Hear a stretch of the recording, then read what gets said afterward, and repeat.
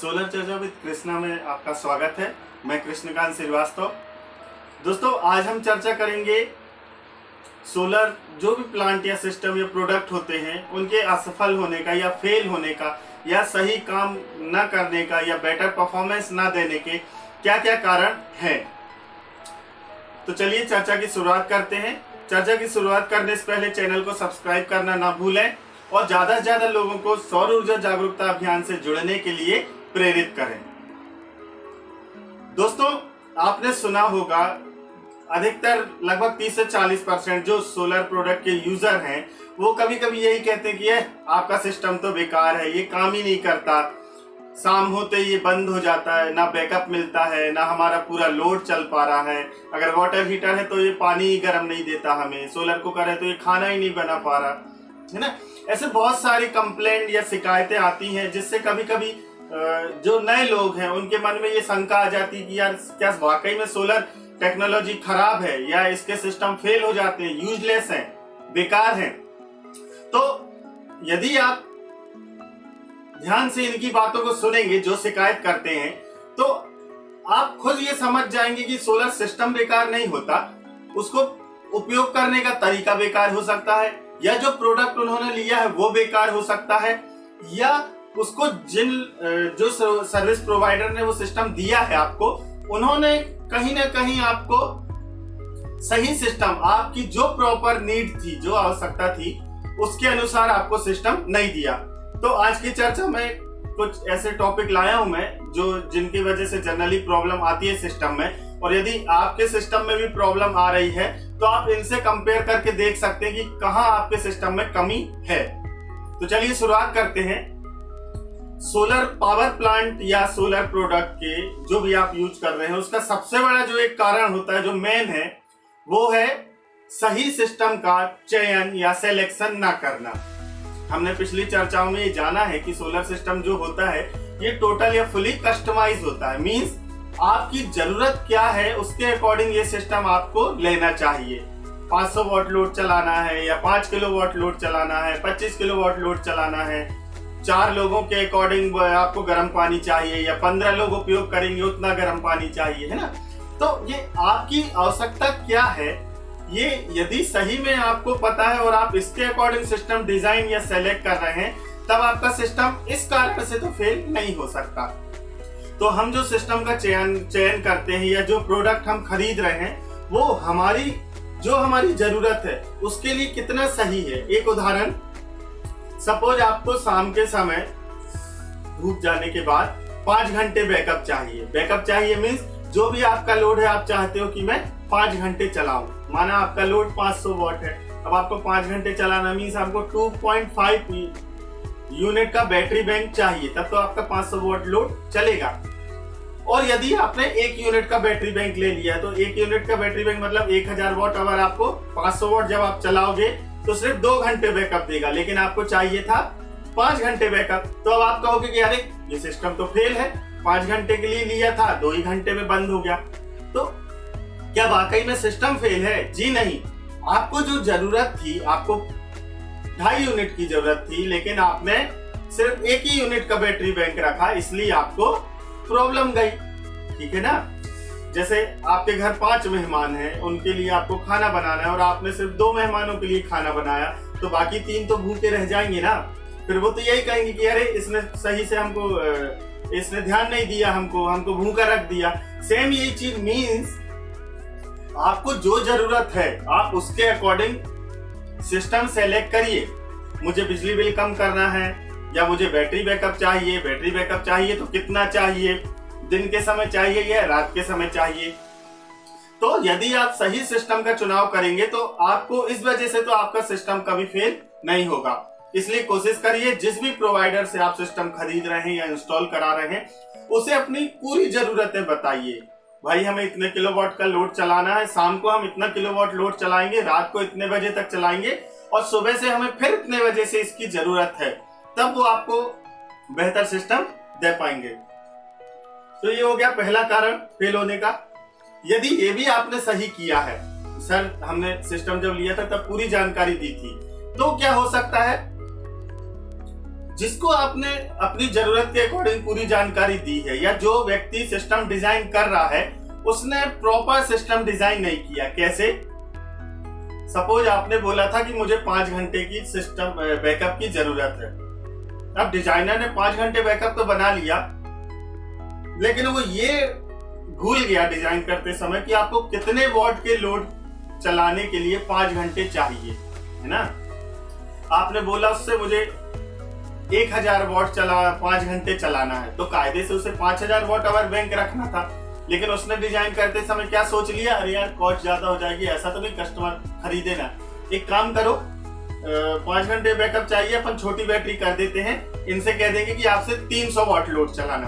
अब 300 what load 5 घंटे चलाना है तो आपको सिर्फ 1.5 यूनिट की जरूरत पड़ेगी, है ना। मीन सीधे सीधे आपको देखो 30% पे पहुंचा दिया जो आपकी रिक्वायरमेंट थी उसको। 70% जो बैटरी बैंक चाहिए था उसका कॉस्ट कटिंग उसने कर दी। लेकिन क्या होगा, सिस्टम तो लग जाएगा, दिन में वो बहुत अच्छा काम भी करेगा। जब आप कम लोड चलाएंगे तो वो आपको बैकअप भी देगा, लेकिन क्या इससे आपकी जरूरत पूरी हुई? बिल्कुल नहीं हुई, क्योंकि आपको 1000 वॉट के अकॉर्डिंग बैकअप चाहिए था ना, कि हम 1000 वॉट लोड चलाएंगे तब हमें ये 5 घंटे चले। लेकिन उसने आपको डिजाइन कर दिया 300 वॉट के अकॉर्डिंग। तो इसमें आपकी गलती नहीं है, ये जो डिजाइन कर रहे हैं सिस्टम, ये उनका फेल है। हमारा सोलर प्लांट फेल नहीं हुआ, जिसने उसकी डिजाइन की उसने गलत डिजाइन की, जिसके कारण हमारा सिस्टम जो हमारी जरूरत को फुलफिल करना था उसके लिए सफिशिएंट नहीं है। तो ये दूसरा कारण है जिसके कारण भी आपका सिस्टम फेल हो सकता है, प्रॉपर काम नहीं कर सकता। इसलिए आप भी कोशिश करिए कि जब जो आपको सिस्टम प्रोवाइड कर रहे हैं वो आपके अकॉर्डिंग सही सिस्टम आपको दें।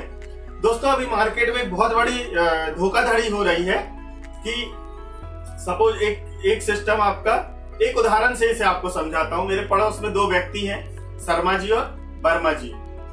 शर्मा जी ने रेट पता किया तो 1 किलोवाट सिस्टम उनको 70,000 रुपए पर किलोवाट से मिला। लेकिन वही सिस्टम जो वर्मा जी हैं उन्होंने 50,000 रुपए पर किलोवाट में लगवा लिया। तो एक दिन वो मुझे मिल गए, शर्मा जी कहते हैं, यार श्रीवास्तव जी, एक ही सिस्टम मेरा 70,000 का 1 किलोवाट दे रहा था, उनका 50,000 का है।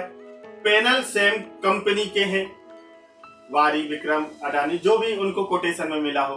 बैटरी जो दे रहा है वो भी आपकी 150 एच दे रहा है, 5 साल वारंटी है। इन्वर्टर वो भी आपका 1000 VA है दोनों सिस्टमों में, ठीक है। स्ट्रक्चर भी हॉट डिप GI है, वायर भी एक जैसा है, अर्थिंग भी दे रहा है वो व्यक्ति। फिर ये 20,000 का कम क्यों है? तो मैंने कहा एक काम करिए सर, आप दोनों का कोटेशन यदि मिल सकता है तो मुझे लाके दिखाइएगा।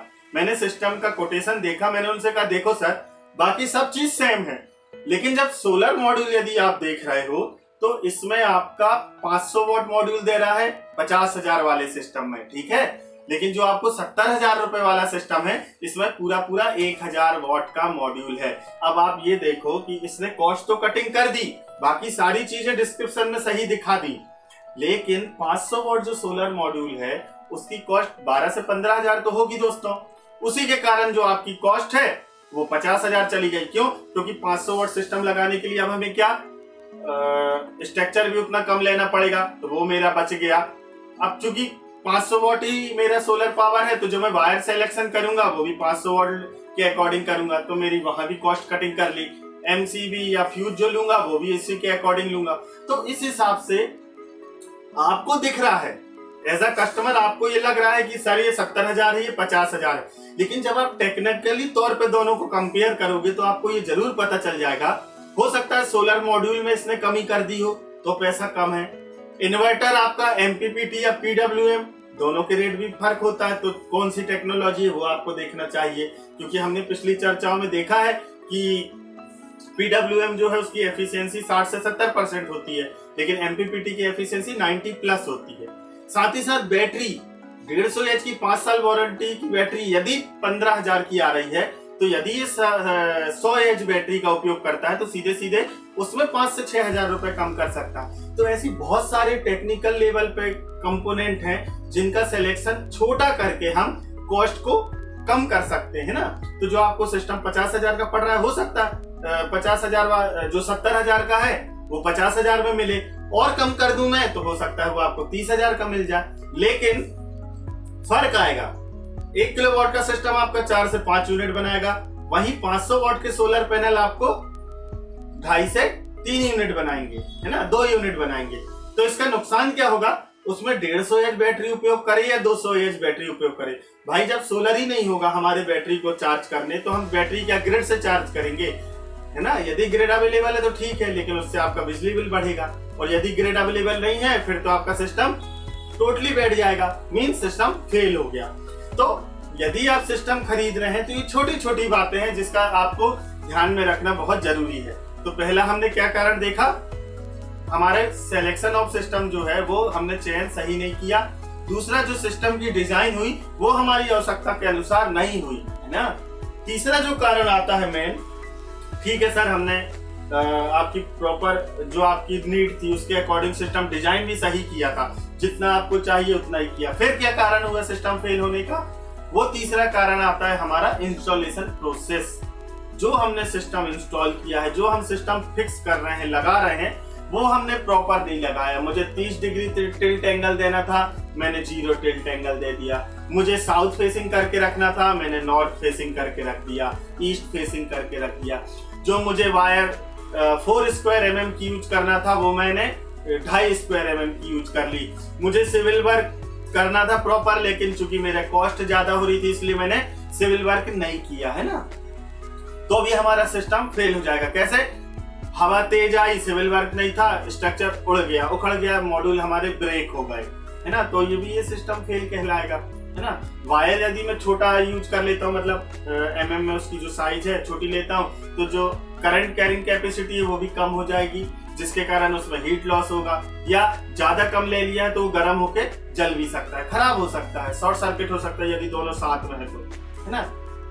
तो इंस्टॉलेशन के समय भी मुझे बहुत ऐसे वो देखना चाहिए जो प्रोसीजर है जिसका फर्क मेरे सिस्टम पे पड़ सकता है, जिसके कारण मेरा सिस्टम फेल हो सकता है ना। साथ ही साथ यदि आप ये बोलो कि नहीं सर मैंने इंस्टॉलेशन के समय भी ये सारी बातों का ध्यान रखा था, फिर हम मेरा सिस्टम कैसे फेल हो सकता है, तो इसके लिए जो कारण आता है वो है आपका कैलकुलेशन, है ना। डिजाइन ऑफ सिस्टम में जब मैं सिस्टम डिजाइन करता हूं तब मेरे को सिस्टम में जो मैंने कैलकुलेशन किया है, सिस्टम लग जाने के बाद भी मुझे क्या मैं वैसा ही, है ना, जो मैंने डिजाइन करते समय ये किया था कि दिन भर आप इसमें इतना लोड उपयोग करोगे 500 वॉट या 800 वॉट, शाम को जब धूप चली जाएगी तब आप इसमें 300 वॉट या 500 वॉट यूज करोगे, ताकि आपका सिस्टम आपको 5 से 7 घंटे का बैकअप दे सके। लेकिन अब आपने ठीक है सिस्टम लग गया, सब चीज हो गई, लेकिन कैलकुलेशन, है ना, आपको जिसने सिस्टम लगाया उसने आपको ये नहीं बताया कि सर सिस्टम लग जाने के बाद आपको इस सिस्टम पे इतना ही लोड बेयर करेगा या इतना ही लोड चलाना है मिनिमम, तब ये सिस्टम आपको इतना बैकअप देगा, है ना। यदि आपने उसे बताया था कि सर मुझे 500 वॉट चाहिए और उसने उसके अकॉर्डिंग सिस्टम बनाया तो ठीक है, लेकिन यदि आपने कॉस्ट कटिंग के लिए वहां सिस्टम कम करवा दिया है तो आपको फिर ये जानना बहुत जरूरी है कि मुझे कितना लोड चलाना चाहिए तब मेरा सिस्टम सही प्रकार से काम करेगा, ठीक है। लोड कैलकुलेशन, सोलर कैलकुलेशन और बैटरी कैलकुलेशन, ये 3 इतने इंपॉर्टेंट फैक्टर है दोस्तों, जिसको यदि मैंने प्रॉपर नहीं किया है ना, तो क्या होगा, मेरा सिस्टम फेल होना ही है। चाहे मैं कितना भी ब्रांडेड कंपनी का मॉड्यूल उपयोग कर लूं, इन्वर्टर उपयोग कर लूं, बैटरी 150 की जगह 250 एच लगा लूं, लेकिन यदि मैंने ये प्रॉपर कैलकुलेशन नहीं किया है तो सीधी सी बात है मेरा सिस्टम फेल होना ही है ना। इसलिए जब भी आप सिस्टम लगवाओ तो ये सारी चीजें मेंशन करो, खुद भी करो, और जो सिस्टम लगा रहा है या आप सिस्टम किसी को सजेस्ट कर रहे हैं तो आप ये चीजों का ध्यान रखो, है ना। मेरा लोड कैलकुलेशन सही होना चाहिए, ठीक है, कितनी रिक्वायरमेंट है बैटरी बैकअप की वो मैं मेंशन करूँ इसमें। फिर लोड बैकअप के लिए मुझे कितनी बैटरी चाहिए इसका कैलकुलेशन प्रॉपर होना चाहिए, उसके कैलकुलेशन में डीओडी कितना है, इसका लॉस कितना होगा इसमें, है ना, जो मैं सर्किट यूज कर रहा हूँ उसका कितना लॉसेस है, ये सारी चीजें मुझे मेंशन करना चाहिए। फिर जो मेरा बैटरी बैंक आया है उसको चार्ज करने के लिए मुझे पर डे कितना सोलर जनरेशन जरूरत है, तो उसका भी आपको प्रॉपर कैलकुलेशन करना बहुत जरूरत है। यदि आप नहीं करोगे तो आपका सिस्टम फेल होना ही है। साथ ही साथ ये मेन बातें हो गई। इसके बाद आपका क्या आता है, मेंटेनेंस, ठीक है। तो मेंटेनेंस भी यदि मैंने प्रॉपर तरीके से नहीं किया है तो भी मेरा सिस्टम फेल होना ही है। मेंटेनेंस में हम और आपने चर्चा की है क्या जरूरी है, पैनल की वॉशिंग। वॉशिंग मीन्स उसकी जो हम धोते हैं उसे, ताकि जो उसके ऊपर डस्ट आ गई है, जम गई है, वो प्रॉपर साफ हो सके।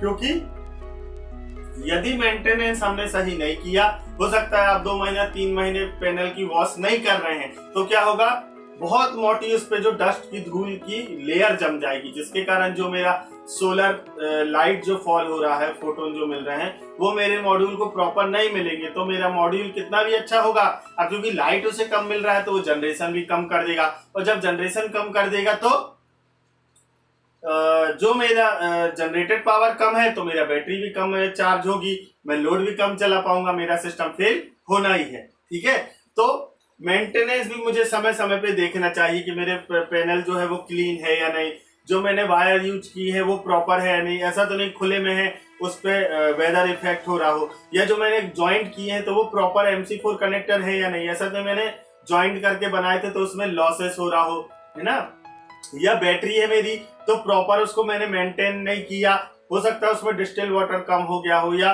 जो उसके टर्मिनल है उन पे साल्ट फॉर्मेशन हो रहा हो, जो मेरा इन्वर्टर है वो प्रॉपर ऐसी जगह पे नहीं है जहां उसमें गर्म ना हो, वो है ना, प्रॉपर वेंटिलेशन की फैसिलिटी हो, तो मेरा इन्वर्टर गर्म होगा तो भी उसमें लॉसेस होंगे। तो मेंटेनेंस भी अपने आप में एक बहुत मेन फैक्टर है जो हमारे सिस्टम के परफॉर्मेंस पे इफेक्ट करता है। तो आज हमने क्या क्या जाना, सिस्टम, हमारी जरूरत, बेसिक रिक्वायरमेंट क्या है, उसके अकॉर्डिंग सिस्टम हमें लेना चाहिए। जो हमने पिछली चर्चाओं में बात की है, ऑफ ग्रिड हो, ऑन ग्रिड हो, आपका होम लाइट सिस्टम हो, बाई डायरेक्शनल सिस्टम हो, गर्म पानी चाहिए तो फिर वाटर हीटर कौन सा होना चाहिए, FPC है या ETC है, ठीक है, कुकर है तो मैं बॉक्स टाइप उपयोग कर रहा हूँ या पैराबोलिक आपका है CSP सिस्टम। साथ ही साथ यदि मैंने अपनी जरूरत के अकॉर्डिंग सिस्टम लगवाया है, तो जो व्यक्ति उसे सिस्टम डिजाइन कर रहा है या आप सजेशन कर रहे हैं, तो ये आपको देखना पड़ेगा कि डिजाइन करते समय मैंने जो उसका लोड कैलकुलेशन लिया है वो प्रॉपर है या नहीं, जो उनके मैंने बैटरी बैकअप जो उन्हें चाहिए उसकी प्रॉपर कैलकुलेशन की है या नहीं, उस बैटरी बैंक को चार्ज करने के लिए सोलर मैंने प्रॉपर कैलकुलेट किया है या नहीं, साथ ही साथ जो मैं कंपोनेंट यूज कर रहा हूं, जैसे इन्वर्टर है ना, अब मैंने ठीक है इन्वर्टर मुझे 1 किलोवाट का मैंने कैलकुलेशन किया तो 1000 VA आया, तो सॉरी, जो मैंने इन्वर्टर उपयोग किया वो 1000 VA, ठीक है उसकी रेटिंग, लेकिन क्या वो 1000 VA आउटपुट देता है, क्या वो 1000 VA आउटपुट बियर कर सकता है, ये चीज भी मुझे जब मैं सिलेक्शन ऑफ कंपोनेंट करता हूं तब बहुत जरूरी है ध्यान में रखना। इन्वर्टर ठीक है, आपने उसकी एफिशिएंसी देख ली कि यदि मेरा इन्वर्टर सिर्फ 80% है, मींस जब मैं 1000 VA का इन्वर्टर उपयोग कर रहा हूं तब वो सिर्फ 800 ही VA बियर कर सकता है, तो ये फिर मुझे देखना पड़ेगा, है ना। दूसरी बात, सोलर मॉड्यूल, तो सोलर मॉड्यूल की एफिशिएंसी कितनी है ना, साथ ही साथ अच्छा दोस्तों, एफिशिएंसी की हम बात करते हैं, क्या आपको ये पता है एफिशिएंसी होती क्या है? एक्चुअल में एफिशिएंसी का जो मीनिंग होता है, तात्पर्य होता है, एक निश्चित जगह में यदि मैं 1 वर्ग मीटर जगह ले लूं, है ना, 1 वर्ग मीटर की निश्चित जगह में जो मॉड्यूल मुझे सबसे ज्यादा पावर जनरेट करके देगा, है ना, वो उसकी उतनी ज्यादा एफिशिएंसी कहलाएगी। कैसे?